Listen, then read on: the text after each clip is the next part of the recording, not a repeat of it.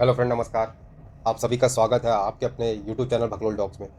आज हम बात करेंगे जैक डॉर्से के ऊपर, जो अभी उसने अपने एक विवादित स्टेटमेंट दिया है भारत गवर्नमेंट के ऊपर। जो भारत की मोदी सरकार है उसके अगेंस्ट में एक बयान दिया है कि जब फार्मर्स पर प्रोटेस्ट चल रहा था तब इनके ऊपर दबाव डालने का प्रयास किया गया था, दबाव डाला गया था कि अगर आप किसी भी प्रकार से फार्मर प्रोटेस्ट के सकारात्मक चीज़ों को आप लोगों के समक्ष या फिर सकारात्मक ट्वीटों को आप डिलीट नहीं करते या फिर सप्रेस नहीं करते या सस्पेंड नहीं करते ऐसे लोगों के अकाउंट पर, तो आपके ऊपर कड़ी कार्रवाई की जाएगी, या फिर आपके जो एक ये ट्विटर है इसको भारत पर बैन कर दिया जाएगा या फिर भारत पर बंद कर दिया जाएगा, और या आपके ऑफिसों पर रेड मारे जाएंगे और आपके एम्प्लॉयज़ को प्रताड़ित किया जाएगा, परेशान किया जाएगा, इस प्रकार का आरोप लगाया है। तो ये एक समझने की बात है कि ये इस समय इस चीज़ के ऊपर बात क्यों कर रहा है। तो ये एक बड़ा प्रश्न उठता है जब राहुल गांधी देश से बाहर विदेशी यात्राओं पर जाते हैं, तब ऐसे कुछ चीज़ें होती है जो भारत के करती है या फिर भारत को घूम घूम कर बदनाम करने का प्रयास करती है। तो एक ये सोची समझी साजिश के तहत कार्य किया जा रहा है, ऐसा प्रतीत होता है। क्योंकि जब जो चीज़ों को 2 साल हो चुके हैं, लेकिन इस समय पे एक ऐसा बयान देना, ऐसा स्टेटमेंट देना कि भारत सरकार के द्वारा हम पर दबाव डाला जा रहा था। आप पहले वीडियो देखिए ताकि आपको स्पष्ट समझ आए जो हम बात कर रहे हैं। An idea of what it is really like to be in a position to have some of the most powerful people literally on earth coming to you and saying, demanding things of your company. And as someone with principles, how did you navigate that? India, for example, India is a country that had many requests of us around the farmers' protest, around particular journalists that were critical of the government, and it manifested in ways such as we will shut Twitter down in India, which is a very large market for us. We will raid the homes of your employees, which they did. We will shut down your offices if you don't follow suit. And this is India, a democratic country.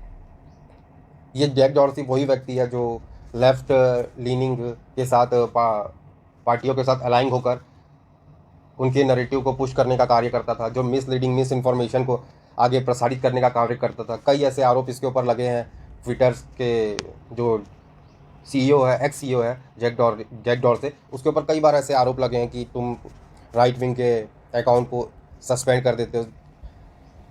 यहाँ तक कि Donald Trump के भी account को suppress करने की कोशिश की गई और उसके कई एमएलएस को। और ये बात करते हैं, ये ऐसे एक तरह से मॉक कर रहे हैं कि भारत एक सो कॉल्ड डेमोक्रेटिक कंट्री है, लेकिन हम पर ऐसा दबाव किया जा रहा है, दबाव डाला जा रहा था। लेकिन भारत सरकार के द्वारा इसके ऊपर एक स्पष्टता आई है, एक रिप्लाई किया भारत सरकार ने कि ये जो भी एक बातें बोली जा रही है ये एक तरह के विशुद्ध झूठ है। भारत सरकार के द्वारा इस प्रकार से कोई कार्रवाई नहीं की गई, ना कभी बोला गया।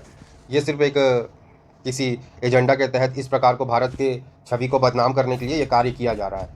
जो बात राहुल गांधी हमेशा घूम घूम कर बोलते हैं कि भारत की डेमोक्रेसी खतरे में है, भारत में लोकतंत्र खत्म हो गया, भारत में फ्री स्पीच को दबाया जा रहा है, भारत में नागरिकों का अधिकार को छीना जा रहा है, इस प्रकार की बातें भी जैक डॉर्से बोल रहा था। जो कि पहले भी इनके साथ तस्वीरें आ चुकी है राहुल गांधी की। 2018 में भी इनको एक साथ देखा गया था ताकि 2019 के लिए चुनाव के लिए एक मुहिम बना सके, एक मुहिम चला सके। लेकिन उसमें भी राइट विंगों के कई अकाउंट को सस्पेंड कर दिया गया और उनके जो बड़े बड़े नेता हैं उनके वॉइसेस को जो उनको दबाने का, सप्रेस करने का कार्य किया गया। उनके अकाउंट को प्रमोट नहीं कर रहे हैं, उनके ट्वीटों को फिल्टर लगाकर बैन टाइप का किया जा रहा है, इस प्रकार से कार्य कर रहे थे। और वो आज व्यक्ति जो एक दूसरे की गोदी में बैठकर अपना कार्य कर रहा है, एक लेफ्ट लीनिंग पार्टी की तरह कार्य कर रहा है, एक पॉलिटिशियन की तरह कार्य कर रहा है, जो कि एक विपक्षी पार्टी जो लेफ्ट आइडियोलॉजी वाले लोग हैं उनको सपोर्ट करने का कार्य कर रहा है और दूसरे देशों की राजनीति को प्रभावित करने का कार्य कर रहा है। ये एक तरह से नैरेटिव, एक ही पक्ष के नैरेटिव को आगे पुश करते हैं और दूसरे पक्ष के नैरेटिव को सुनते ही नहीं। और ये फ्री स्पीच की बात करते हैं, सो कॉल्ड फ्री स्पीच की बात करते हैं, और ये डेमोक्रेटिक कंट्री की बात करते हैं, जो खुद ही अपने आइडियोलॉजी के तहत इतने ग्रसित हो चुके हैं कि वो फ्री स्पीच किसी चीज़ को समझते नहीं, जो वो बोल रहे हैं वही सही है और दूसरे की बात सुनना चाहते ही नहीं है। तो एक प्रकार का नैरेटिव चलाने का प्रयास करते हैं। वो आज भारत की छवि को बदनाम करने के लिए, भारत की सरकार की छवि को बदनाम करने के लिए एक फॉल्स एलिगेशन लगाकर उनको बदनाम करने का प्रयास किया जा रहा है। जब ये ट्विटर को एलॉन मस्क के द्वारा खरीदा गया है, तब इनके काले कृत्य बाहर आए हैं, जो ट्विटर फाइल्स है वो बाहर आ रही है। तो आज इनको ये सब बयान देना पड़ रहा है कि भारत में डेमोक्रेसी हम पर दबाव डाला जा रहा था अगर हम इनके हिसाब से कार्य नहीं कर पा रहे। ये नहीं बता रहे कि जब आप किसी देश में आप अपने कुछ प्लेटफॉर्म या फिर कुछ ऐप को आप वो चलाने का प्रयास करते हैं तो आपको उस ज़मीन का कानून मानना पड़ता है, उस लॉ ऑफ द लैंड को मानना पड़ता है, वहाँ के रूल्स मानने पड़ते हैं, वहाँ के कानून का फॉलो करना पड़ता है। लेकिन इस प्रकार के ट्विटर के द्वारा कोई भी नियम को फॉलो नहीं किया गया और सरकार के द्वारा जो जवाब मांगे गए उस पर भी कोई रिप्लाई नहीं कर रहा था। तो भारत सरकार को उस समय कड़ा कदम उठाना चाहिए था, लेकिन उन्होंने ये अपनी अच्छी छवि के लिए ये भारत के जो कानून का पालन नहीं कर रहा है उनके ऊपर भी कार्रवाई नहीं की।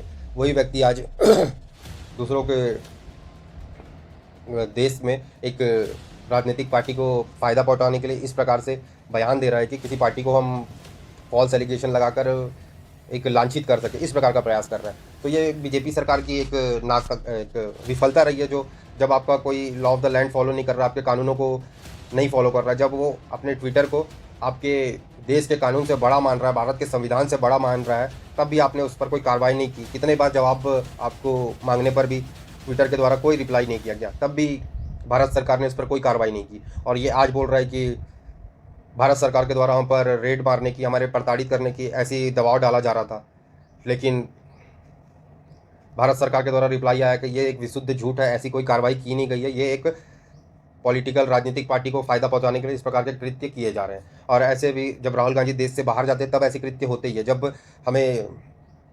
जब तनाव की स्थिति बनी थी चाइना के साथ, तब राहुल गांधी चुपके से जाके वहाँ के डिप्लोमेट से मिलते हैं चाइना के। तो ये हमेशा भारत की स्थिति को कॉम्प्रोमाइज़ करते रहे हैं, तो इनका एक इतिहास रहा है। तो जब 2008 में, किसी से छुपा तो नहीं है कि 2008 में कांग्रेस और चाइना के बीच MOU साइन हुआ, मेमोरेंडम ऑफ अंडरस्टैंडिंग साइन हुआ।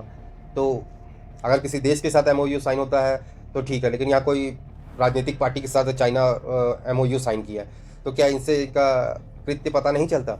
तो ये सारी चीज़ हमेशा भारत को कॉम्प्रोमाइज सिचुएशन में लाने के प्रयास करते हैं। जब तनाव की स्थिति है तब वो चाइना से जाके मिल रहा है, वहाँ के डिप्लोमेट से जाके मिल रहा है, इस प्रकार की घटनाएं होती है। तो ये एक सोची समझी साजिश के तहत हो रहा है, जो ये प्रयास किया जा रहा है कि भारत में लोकतंत्र खत्म हो गया, भारत में डेमोक्रेटिक नहीं है, एक तानाशाह चल रहा है, इस प्रकार के। और राहुल गांधी भी सेम चीज़ अभी जब UK दौरे पर थे, जो सो कॉल्ड अपना वो दिए थे, उनको कैम्ब्रिज में अपना वो भाषण दिए थे, लेक्चर दिए थे, तो वहाँ भी बोले थे कि हमें आश्चर्य होता है कि अमेरिका और UK जैसे देश भारत के चीज़ों पर हस्तक्षेप क्यों नहीं करते।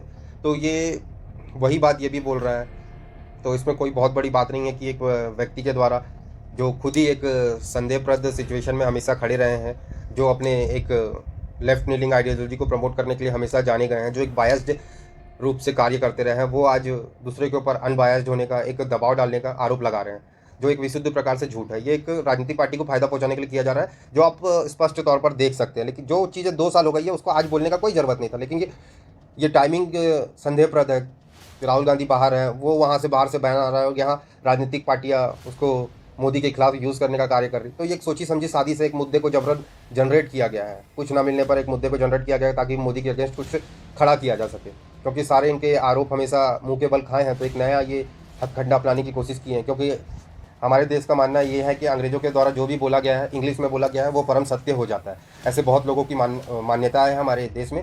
अगर कोई अंग्रेज बोल दिया, गोरी चमड़ी का व्यक्ति बोल दिया, तो उसको कुछ प्रूफ की ज़रूरत नहीं होती है, वो जब इंग्लिश में बोल दिया वो स्वतः ही सिद्ध हो जाता है। इस प्रकार के लोग हैं, इस कारण से ये बाहर से हस्तक्षेप करवाने की कोशिश की जाती है ताकि यहाँ की राजनीति को प्रभावित किया जा सके, जो कि हमें तो नहीं लगता संभव है। क्योंकि 2019 में भी ये करके देख चुके हैं कि एक तरह का नैरेटिव पुश करने का, लेकिन क्या हुआ, तब भी एक अलग आइडियोलॉजी की जीत हुई। तो ये बिफर गए हैं, एकदम खुन्नस में है कि किस प्रकार से 2024 के लिए एक मुहिम बना पाए, मुहिम खड़ा कर पाए कि लड़ने के लिए कुछ मुद्दा बने। तो हमें तो यही लगता है। आपको क्या लगता है, आप प्लीज़ कमेंट करके अवश्य बताएं। अगर वीडियो पसंद आई तो प्लीज़ लाइक करें, शेयर करें, सब्सक्राइब अवश्य करें। जुड़ने के लिए बहुत बहुत आभार। जय भारत, जय हिंद, जय श्री राम।